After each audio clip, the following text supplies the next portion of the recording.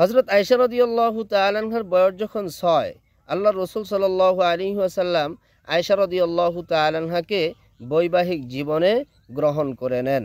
আয়েশা রাদিয়াল্লাহু তাআলা আনহার বয়স যখন 9, আল্লাহর রাসূল সাল্লাল্লাহু আলাইহি ওয়াসাল্লাম আয়েশা রাদিয়াল্লাহু তাআলা আনহাকে গড়ে নিয়ে নেন। প্রিয় দর্শক, আয়েশা রাদিয়াল্লাহু তাআলা আনহা দীর্ঘ সময় পর্যন্ত আল্লাহর রাসূল সাল্লাল্লাহু আলাইহি ওয়াসাল্লামের সাথে বৈবাহিক জীবন ব্যবস্থাপনায় থেকে ঘর সংসার করেছেন। শুধু আয়েশা রাদিয়াল্লাহু তাআলা আনহা নয়, আয়েশা রাদিয়াল্লাহু তাআলা আনহার পাশাপাশি আরও অন্যান্য স্ত্রীগণ, অন্যান্য আহলিয়াগণ আল্লাহর রাসূল সাল্লাল্লাহু আলাইহি ওয়াসাল্লামের সাথে ঘর সংসার করেছেন। প্রিয় দর্শক, আমি এখানে যেই বিষয়টি আপনাদের সামনে উপস্থাপন করতে চাচ্ছি সেটি হচ্ছে, আয়েশা রাদিয়াল্লাহু তাআলা আনহা জানতেন আল্লাহর রাসূল সাল্লাল্লাহু আলাইহি ওয়াসাল্লাম একাধিক বিয়ে করেছেন এবং অন্যান্য পরিবার পরিজনরাও জানতেন আল্লাহর রাসূল সাল্লাল্লাহু আলাইহি ওয়াসাল্লাম একাধিক স্ত্রী গ্রহণ করেছেন, একাধিক মহিলাদেরকে বৈবাহিক জীবন ব্যবস্থাপনায় গ্রহণ করেছেন।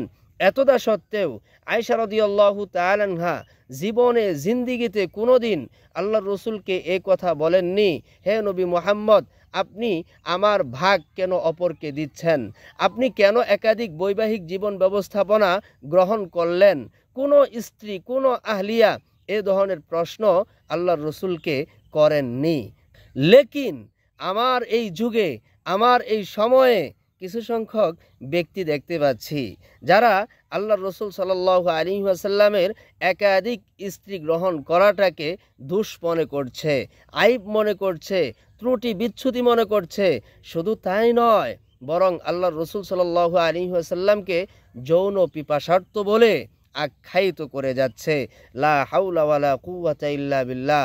প্রিয় দর্শক, আল্লাহর রাসূল সাল্লাল্লাহু আলাইহি ওয়াসাল্লামকে এ ধরনের মিথ্যা ইলজাম, এ ধরনের মিথ্যা তোহমত লাগিয়েছে, পাশাপাশি কোরআনে কারিমের আয়াতে কারিমাকে বিকৃত করে তর্জমা উপস্থাপন করেছে আমার মুসলিম ভবিষ্যৎ প্রজন্মকে সংশয় বাঁধিতে এবং রসুলের প্রতি বিদ্বেষ লালন করার জন্যই এমনটা করেছে। সূরাতুল আহজাবের 52 নম্বর আয়াতের তর্জমা করেছে, লা ইয়াহিল্লু লাকান নিসাউ মিন বাদু, এরপরে আপনি আর কোনো মেয়ে মহিলাকে বিবাহ করতে পারবেন না। ওয়ালা আন তাবাদ্দালা বিহিন্না মিন আজওয়াজ ওয়ালাউ আ'জাবাকা হুসনুহুন, আপনি এরপরে আর কোনো মেয়ে মহিলাকে তালাক দিয়ে নতুন করে কোনো মেয়ে মহিলাকে স্ত্রী হিসাবে গ্রহণও করতে পারবেন না, যদিও তারা পরবর্তীরা আপনার কাছে অনেক বেশি পছন্দনীয় হয়, অনেক বেশি সৌন্দর্য হয়।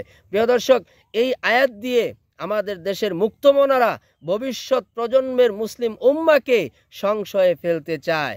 তারা বুঝাতে চায় কেমন জানি নবী মুহাম্মদ একের পর এক বিয়ে করতেই চাচ্ছিলেন, কেমন জানি নবী মুহাম্মদ একাধিক সহস্রাধিক মেয়ে মহিলাদেরকে তালাক দিয়ে নতুন করে খালি স্ত্রী গ্রহণ করতেছিলেন। এই আয়াতের তর্জমা কিন্তু এমনটাই তারা বুঝাতে চায়।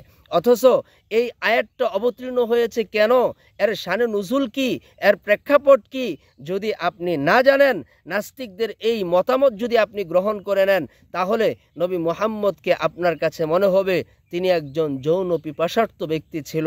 লা হাওলা ওয়ালা কুওয়াতা ইল্লা বিল্লাহ। আসলে প্রকৃতপক্ষে আমার নবী যৌন পিপাসার্থ ব্যক্তি ছিলেন না। এই আয়াতে কারিমা আম্মাজানদেরকে খুশি করার জন্য, রসুলের আহলিয়া এবং পরিবার পরিজনদেরকে খুশি করার জন্য, সন্তুষ্ট করার জন্য আল্লাহ তাআলা এই আয়াতে কারিমা অবতীর্ণ করেছেন। ইবনে কাসিরের মধ্যে ব্যাখ্যা রয়েছে, যখন রসুল সাল্লাল্লাহু আলাইহি ওয়াসাল্লাম মক্কা বিজয় করলেন, সাহাবায়ে কেরাম স্বাধীন হয়ে গেলেন, আল্লাহর রসুল সাল্লাল্লাহু আলাইহি ওয়াসাল্লাম জাজিরাতুল আরব, আরব বিশ্বের খলিফা হয়ে গেলেন, আল্লাহর রসুলের স্ত্রীরাও স্বাধীন হয়ে গেলেন। তখন আল্লাহর রসুল সাল্লাল্লাহু আলাইহি ওয়াসাল্লামকে আল্লাহ তাআলা একটি ইঙ্গিত দিলেন, হে রসুল, এতদিন পর্যন্ত আপনার দুঃখে সুখে, আপনার শয়নে স্বপনে যে সমস্ত পরিবার পরিজন আপনার পাশে ছিল, তাদেরকেই আপনি স্ত্রী হিসাবে রেখে দেন, এদেরকে পরিবর্তন করার মতো স্বপ্ন এবং চিন্তা চেতনা অন্তরে লালন করবেন না। এই যে একটি প্রায়োরিটি, এটি মূলত রসুলের স্ত্রীদেরকে আল্লাহ তাআলা দিয়েছেন। এর মানে এই নয় যে আল্লাহর রসুল সাল্লাল্লাহু আলাইহি ওয়াসাল্লাম অন্য কোনো মেয়ে মহিলাকে বিবাহ করতে পারবেন না। আম্মাজান আয়েশা রাদিয়াল্লাহু তাআলা আনহা বলেন, পরবর্তীতে এই আয়াতের হুকুমকে আল্লাহর রসুলের জন্য রহিত করে দেওয়া হয়। অর্থাৎ, হে রসুল, আপনার যদি মনে চায় আপনি আরও মেয়ে মহিলাদেরকে স্ত্রী হিসাবে গ্রহণ করে নেন, কিন্তু আল্লাহর রাসূল সাল্লাল্লাহু আলাইহি সাল্লাম আর কোনো মেয়ে মহিলাকে স্ত্রী হিসাবে গ্রহণ করেননি। আল্লাহ তাআলা যেহেতু রসুলের আহলিয়া এবং পরিবার পরিজনের জন্য এ ধরনের একটি বার্তা দিয়েছেন, তাই তাদের প্রতি গুরুত্ব আরোপ করে আল্লাহ রসুল পরবর্তীতে আল্লাহ পাকের পক্ষ থেকে আদিষ্ট হওয়া সত্ত্বেও বিবাহ করেননি।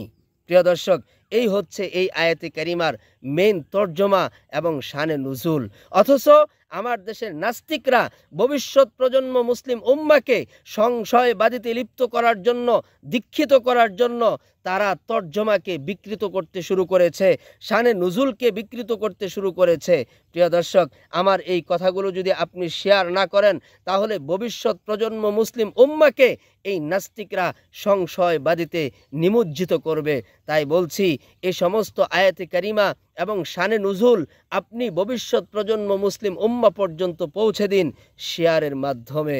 একটি আয়াতের তর্জমার অপব্যাখ্যা থেকে সঠিক ব্যাখ্যা আপনাদেরকে শুনিয়ে দিলাম। পরবর্তীতে ইনশাআল্লাহ এ ধরনের আরও কোনো প্রেক্ষাপট নিয়ে আলোচনা হবে। আজকে এ পর্যন্তই।